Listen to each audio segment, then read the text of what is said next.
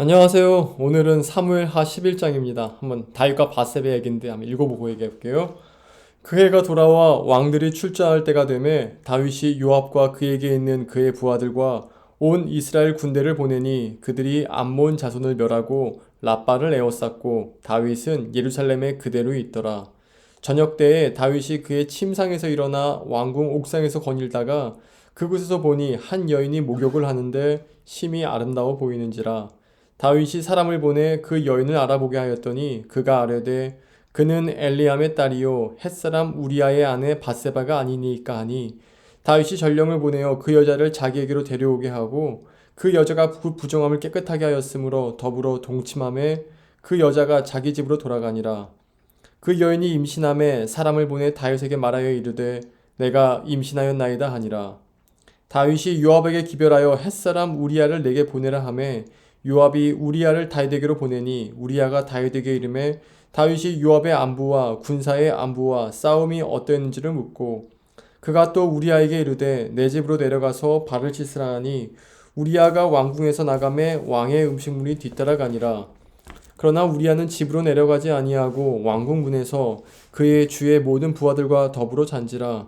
어떤 사람이 다윗에게 아뢰되 우리아가 그의 집으로 내려가지 아니하였나이다. 다윗이 우리아에게 이르되 내가 길 갔다가 돌아온 것이 아니냐 어찌하여 내 집으로 내려가지 아니하였느냐 하니 우리아가 다윗에게 아뢰되 언약궤와 이스라엘과 유다가 야영 중에 있고 내 주 요압과 내 왕의 부하들이 바깥들에 진치고 있거늘 내가 어찌 내 집으로 가서 먹고 마시고 내 처와 같이 자리이까. 내가 이 일을 행하지 아니하기로 왕의 살아계심과 왕의 혼의 살아계심을 두고 맹세하나이다 하니라. 다윗이 우리아에게 이르되 오늘도 여기 있으라. 내일은 내가 너희를 보내리라. 우리아가 그날에 예루살렘에 머무니라. 이튿날 다윗이 그를 불러서 그로 그 앞에서 먹고 마시고 취하게 하니 저녁 때에 그가 나가서 그의 주의 부하들과 더불어 침상에 눕고 그의 집으로 내려가지 아니하니라. 아침이 되매 다윗이 편지를 써서 우리아의 손에 들려 요압에게 보내니 그 편지에 써서 이르기를 너희가 우리아를 맹렬한 싸움에 앞세워 두고 너희는 뒤로 물러가서 그로 맞아 죽게 하라 하였더라.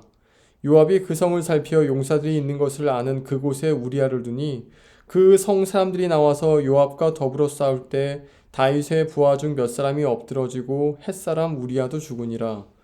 요압이 사람을 보내 그 전쟁의 모든 일을 다윗에게 보고할세 그 전쟁에게 명령하여 이르되 전쟁의 모든 일을 내가 왕께 보고하기를 마친 후에 혹시 왕이 노하여 내게 말씀하시기를 너희가 어찌하여 성에 그처럼 가까이 가 싸웠느냐 그들이 성 위에 쏠 줄 알지 못하였느냐 여룻베셋의 아들 아비멜렉을 쳐 죽인 자가 누구냐 여인 하나가 성에서 맷돌 윗짝을 그 위에 던짐에 그가 데베스에서 죽지 아니하였느냐 어찌하여 성에 가까이 갔더냐 하시거든 내가 말하기를 왕의 종 햇사람 우리아도 죽었나이다 하라.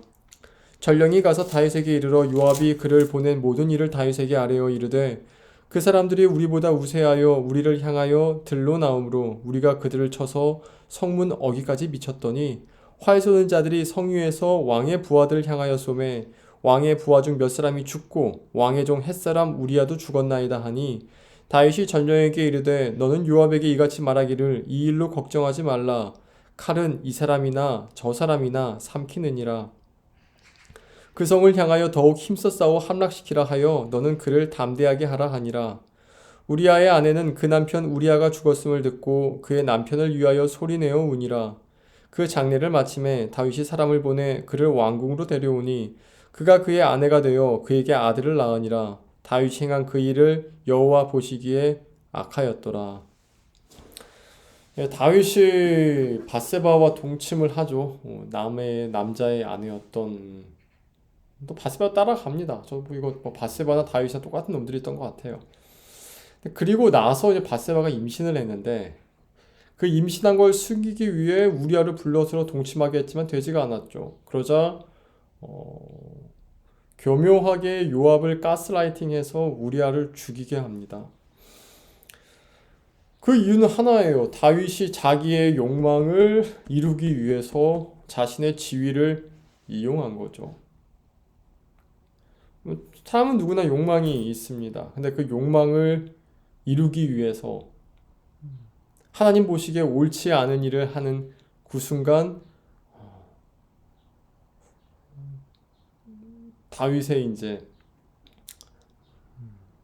큰 고통이 시작됐죠. 큰 고난이. 패망은 아니었어요. 고난이 시작된 거죠. 여러분 오늘 본문 읽으면서 다윗의 가장 큰 죄가 뭐였을까요? 밧세바의 동침, 우리아를 죽인 것. 또 뭐 여러 가지 있겠지만 제가 보기에 가장 큰 죄는요, 가스라이팅이에요. 우리아를 죽이기 위해 요압을 교묘하게 이용합니다. 이게 왜 가장 큰 죄냐면은 사탄이 그렇게 하기 때문에 그래요. 사탄이 어떻게 합니까? 생각을 집어넣어 가지고 그 사람을 자기 뜻대로 움직이려고 하죠. 이게 사탄의 방식이거든요. 어떻게 보면 사탄은 가늠도 저지른 적이 없고 살인도 저지른 적이 없어요. 그런데 가스라이팅을 지금도 하고 있죠. 그러니까 다윗이 이게 처음부터 이랬던 게 아니라 그냥 한순간에 와르륵 돼버려요. 와르륵. 그러니까 죄가 참 무서운 게 죄를 이겨내고 하나님께 가기까지는 시간이 많이 걸려요. 해보니까. 근데 죄를 짓는 건 그냥 한순간이에요. 그냥 한순간에 화르륵 져. 그러니까 우리의 불길은 죄를 향해 있다는 가장 큰 증거죠. 다윗이 참 대단한 게 여기서도 근데 이 다음 장에 다다음 장에 나단이 꾸짖자 그걸 회개를 해요. 회개를 해요. 그러니까 다윗이 제일 위대한 게 여기 있었어요. 다윗은 회개가 뭔지 알았어요. 다윗에게는 하나님 관계가 정말 중요했던 거죠. 혹시 여러분 그 죄가 죄를 난다고 했을 때 그 죄를 덮기 위해 또 다른 죄를 저지를 상황에 있다면은 그 죄가 그 죄를 덮지 못합니다. 그냥 그 죄는 그 죄를 더하게 할 뿐이에요. 이것을 뭐 남에게 적용시키지 마시고 자기 자신에게 보십시다. 자기 자신에게 적용시키십시다. 죄는 죄를 이기지 못합니다. 보혈이 죄를 이깁니다. 예수님이 죄를 이기십니다. 우리 예수님 붙잡으십시다. 기도하겠습니다. 하나님, 다윗의 그 죄악을 저지르는 그 모습이 우리의 모습을 봅니다. 누가 타인을 정죄하고 심판할 수 있겠습니까?